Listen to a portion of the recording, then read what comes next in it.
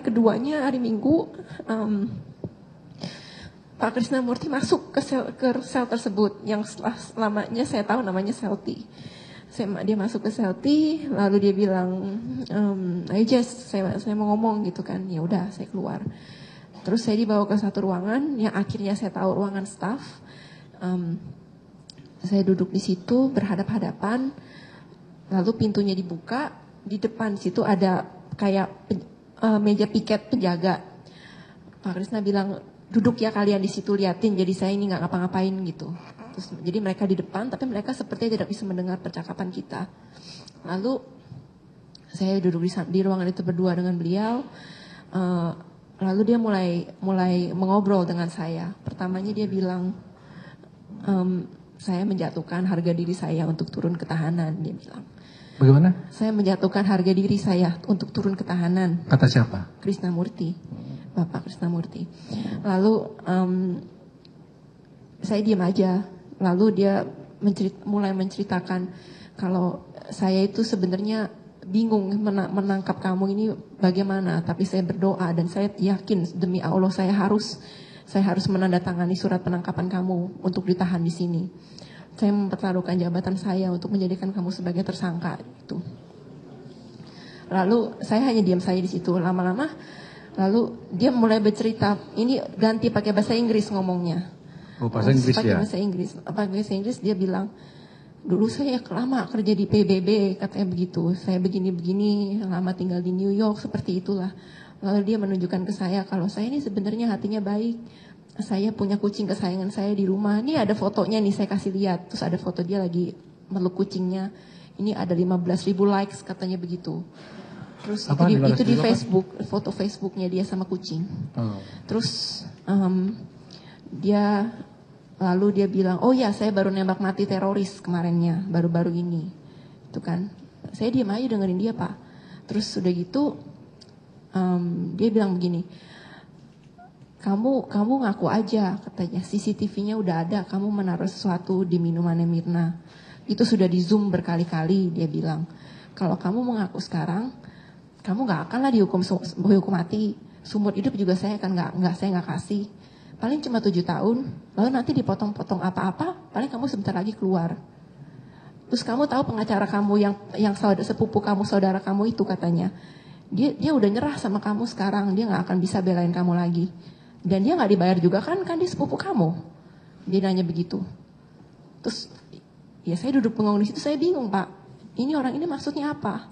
Dia mau suruh saya ngaku apa?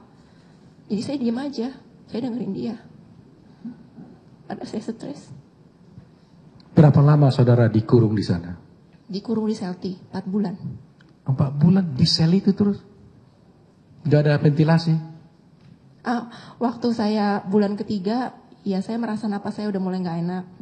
Lalu akhirnya saya sakit kan, saya minta tolong satu polwan untuk menelpon Pak Hidayat. Lalu besokannya diperiksa sama dokter di Bidokes di sana.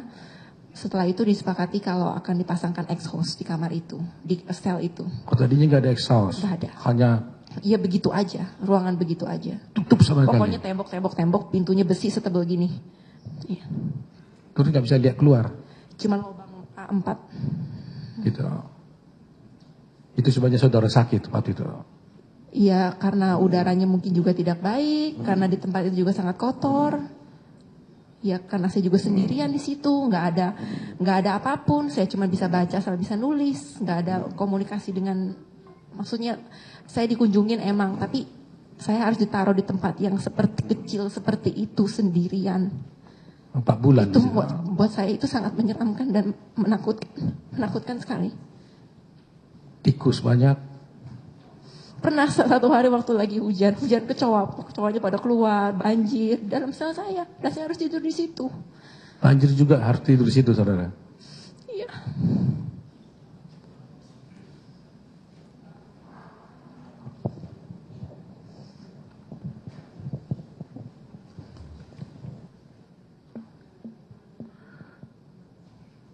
Coba tenangkan dirimu dulu, coba. Biar kita lancar. Mau minum?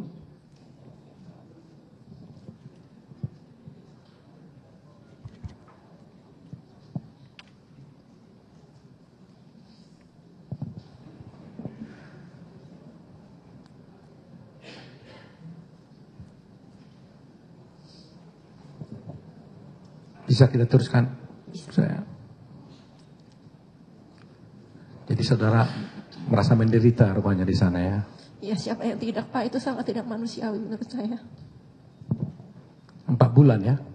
118 Selamanya di situ 4 bulan, nggak dipindah dengan orang lain? Tidak. Tetap satu orang sendiri kamu terus di situ? Iya, dan saya diperingatkan sebelum saya masuk juga, oh kamu akan dibully sama tahanan lain. Jadi saya ketemu tahanan lain terus terang saya takut. Tak kalau orang yang lalu lalang gitu. Baik, sekarang saya mau, udah tenang ya, saya bisa bicara topik ya. Bisa. Tadi dipertunjukkan oleh penuntut umum itu ada berita acara konstruksi, Iya. ada gambar-gambar konstruksi. Iya. Tadi kita lihat ternyata tidak ada paraf saudara atau tanda tangan saudara di gambar-gambar itu per lembar. Iya. Pertanyaan saya, biasanya kalau saya tanda tangan saudara, tanda tangan berita acara, itu saudara paraf nggak? Atau tanda tangan? Iya. Setiap berita acara, paraf tanda tangan? Iya. Setiap lembar. Setiap lembar. Nah itu tadi nggak ada berita konstruksinya itu. Bagaimana jadinya itu? Yang saya ingat waktu yang rekonstruksi yang saya paraf itu yang cuman adegan ini apa, adegan itu apa gitu. Cuman kalimat-kalimat saja, nggak ada fotonya. Fotonya nggak ada waktu itu. Jadi saudara paraf hanya yang kalimat-kalimat ini diganti gitu. Iya. Tapi foto nggak ada. Nggak ada. Yang bikin foto ini saudara tahu siapa? Tidak.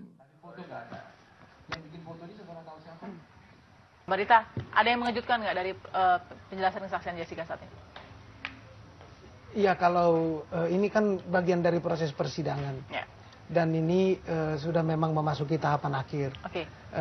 Kalau dari sudut pandang kami Komisi Kejaksaan, kan tugasnya melakukan pengawasan, pemantauan, penilaian terhadap kinerja kejaksaan. Oke. Jadi sejauh ini dalam proses dakwaan, pemeriksaan saksi-saksi, sampai pada pemeriksaan terdakwa hari ini, kami bisa memahami bahwa kejaksaan itu kan jaksa di sana itu punya kewajiban untuk membuktikan dakwaannya. Dan itu tugas kewenangan yang diberikan oleh negara. Kan mereka mewakili kepentingan negara untuk korban demi tercapainya keadilan itu. Nah, bagaimana nanti proses di persidangan ini, marilah kita serahkan kepada pertimbangan dan keputusan hakim. Tapi sejauh ini saya lihat persidangan ini menunjukkan sebuah proses yang berkualitas. Ini dipertaruhkan seluruh pemikiran-pemikiran, konsepsi dan teori-teori yang relevan. Saya lihat juga tim jaksa dengan segala apresiasi mereka berupaya dengan sangat keras untuk membuktikan dakwaan itu. Dan tentunya juga penasihat hukum punya tugas untuk memberikan pertimbangan-pertimbangan hukum agar bisa membantu terdakwa, dan itu sah-sah saja. Di situ ada mekanisme kontrol ya, ada hakim, ada jaksa, ada. Nah, ini yang harusnya juga diketahui masyarakat bahwa tugas jaksa itu memang demikian. Jadi dia harus membuktikan dakwaannya sesuai dengan tugas kewenangan itu. Tetapi kita tidak boleh tentu mendahului putusan pengadilan. Marilah kita serahkan pada mekanisme persidangan ini supaya hakim dapat memberikan keputusan yang adil. Dan jaksa punya kewajiban melakukan penuntutan aja. Jadi dia tidak punya keinginan untuk menghukum, tetapi membuktikan tuntutannya, dan itu mengadili itu adalah tugas kewenangan dari pengadilan. Kita tangkap maksudnya. Baik, terima kasih Pak Barita. Mas Reza, sinergi tiga penegak, ada hakim, ada penasihat dan juga ada jaksa, akhirnya ini terlalu banyak sekali yang terbuka, entah benar atau tidak. Tapi apa yang Anda bisa ambil dari penjelasan Jessica yang terakhir mungkin?